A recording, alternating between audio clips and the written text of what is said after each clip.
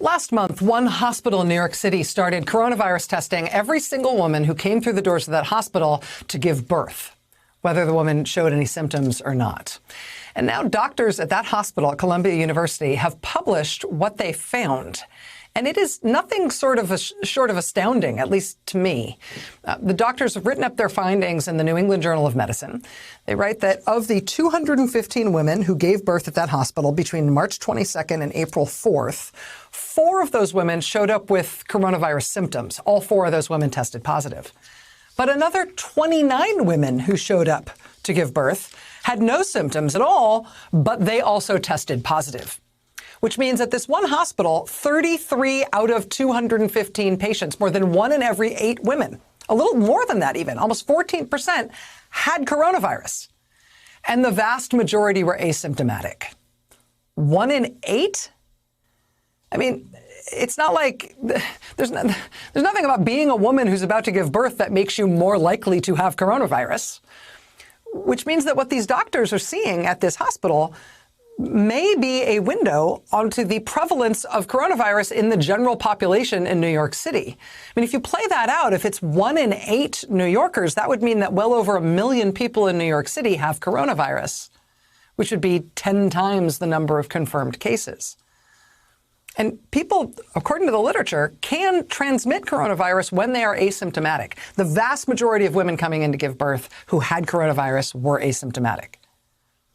I mean, hospitals are pretty much shut down right now for everything except coronavirus treatment. But the one place in the hospital that's still chugging along basically normally is the maternity ward, right? I mean, you can cancel all elective surgeries, but pregnant women are going to keep on coming in and giving birth. So if you are testing all of the women who come in to give birth, if you implement universal testing in the maternity ward, that is potentially going to give you a pretty decent snapshot of your population, or at least of coronavirus among women of childbearing age, who we have no reason to believe would be under greater risk than anybody else.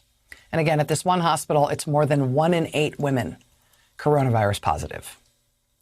Now, other maternity wards at other hospitals in New York City have more recently started universal testing for women who are going to give birth. So we'll presumably get to see shortly whether this rate holds across multiple hospitals. But if something like 1 million New York City residents are walking around with coronavirus, that should be a holy cow moment for everyone. And maybe it gives us an idea of the scale of what New York is dealing with now and will be dealing with moving ahead. Joining us now is one of the authors of that study, Dr. Dina Goffman, Chief of Obstetrics at New York Presbyterian Hospital and Columbia University Medical Center. Dr. Goffman, thank you so much for being with us tonight. I really appreciate you making the time. Thanks for having me. And I know that I am the one extrapolating from your data to talk about what this might mean in the larger population. I know that your study is not something that directly relates to the larger population. But aside from me making that extrapolation, is there anything that I explained there wrong or that I misunderstood about what you and your colleagues have done? No, I think you captured it exactly right.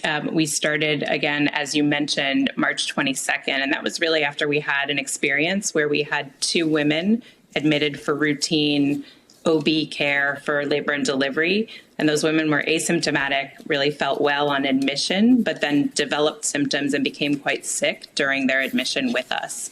At that point, we had no suspicion for coronavirus or COVID-19. Therefore, once we made the diagnosis, the women had been under our care for a period of time and had potentially exposed numerous staff members, a huge portion of our workforce. And then once we made the diagnosis, it sort of clicked that there were women who may be asymptomatic and that we may want to think differently about it. So we were able to embark on the universal screening.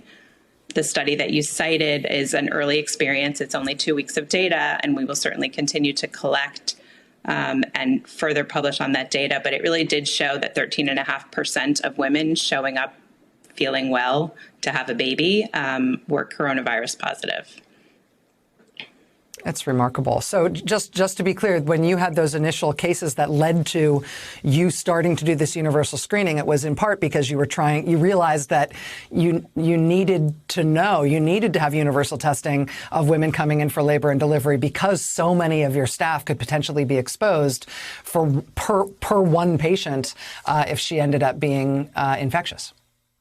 That's exactly right. And there are actually a number of other things that we can do differently if we have this information about our patients. So we can do different isolation practices. We can use additional precautions. We can do better things to care for the mom in terms of following her closely to look for symptoms to perhaps develop. And it can also help us take better care of her family and her baby to keep the baby safe. So having this information actually has numerous benefits for us and for the patient population.